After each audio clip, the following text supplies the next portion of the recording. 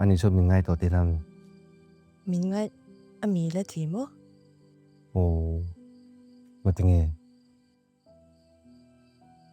Saya atoto ni phim tổ số. Cái phim ấy thì niệm dê cái thể giác tắc chuyện lòng. Mình cha xuất hiện tổ bên cái nhìn thục chuyện. Mà sẽ dễ dàng để thiếu địa để cái lăng chuyện. Với tấm tắc cái lăng tổ chuyện à, ít ra thiam về mấy cái lâu rừng chuyện à. Mà sẽ ingat tiếng ít ra thiam thấy miệng lâu lệ. Cái tiếng em hay ni mỗi lâu.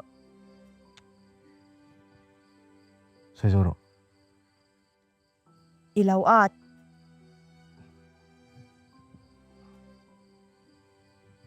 Ani chuan mình tuổi tiền nào vậy?